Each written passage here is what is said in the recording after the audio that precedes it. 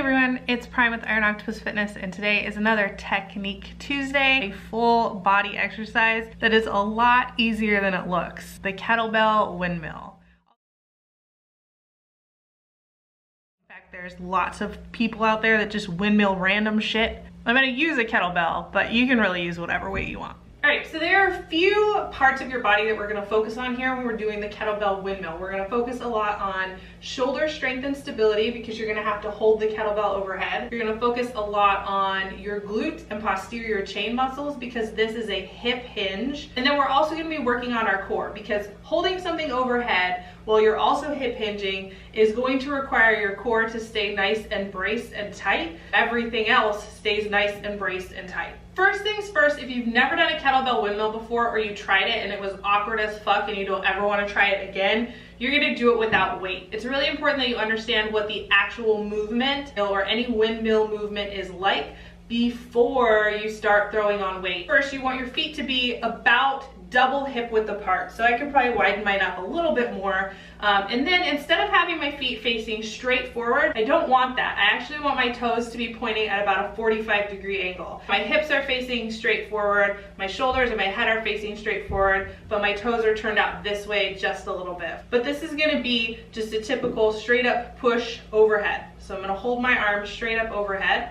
The next thing I'm gonna do is actually cock my hip out. So the hip that is right underneath this working arm and working shoulder is gonna get cocked out. So I push my hip out underneath that shoulder so that I can start this hip hinge. My knees are still nice and straight. I should feel that angle in my hip decrease a little bit as I come down out here. The next thing I'm gonna do is actually take my hand, press it to against the inside of my leg. Not super hard, I'm just gonna use the inside of this other leg that's kicked out in front of me as a guide. As I kick my hip out and this angle decreases, I'm gonna keep this arm sliding down the front of my leg. I'm gonna turn and look up at my overhead hand and continue to let it slide until I reach the floor, or as close as I can get. Brace my core, keep it nice and tight, like my son's about to run up and hug me, and I don't wanna get knocked out.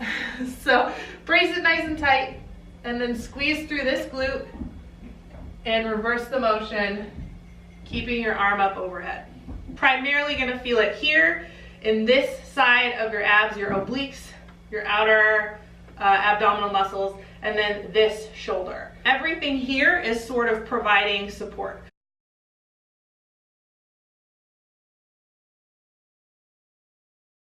You need to make sure that your shoulders are ready for it. You might not have the shoulder strength and stability to even hold something over your head right now. Once you've started to add weight, if you want to test your shoulder strength and stability, you pick up your kettlebell or whatever weight you have, and you push it overhead, and you just hold it.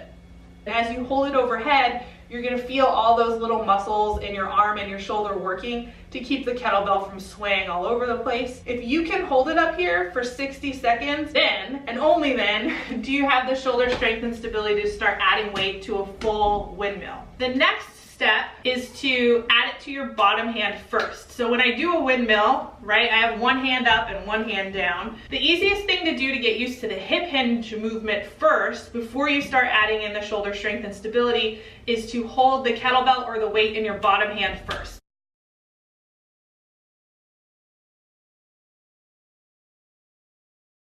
This bottom hand windmill is a really good way to figure out what it's gonna feel like for your hamstrings and your glute to have weight on that movement. The last step to a kettlebell windmill is the full deal, the full Monty. Press it up overhead, right? Set up your feet, double hip width apart, 45-degree angle, bottom hand on the inside of your thigh.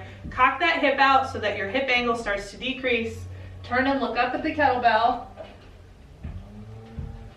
Bring it down all the way to the floor. Brace your core.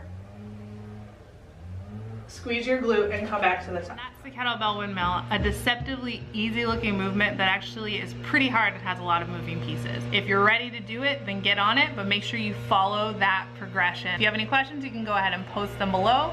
Otherwise, I guess start tilting at windmills.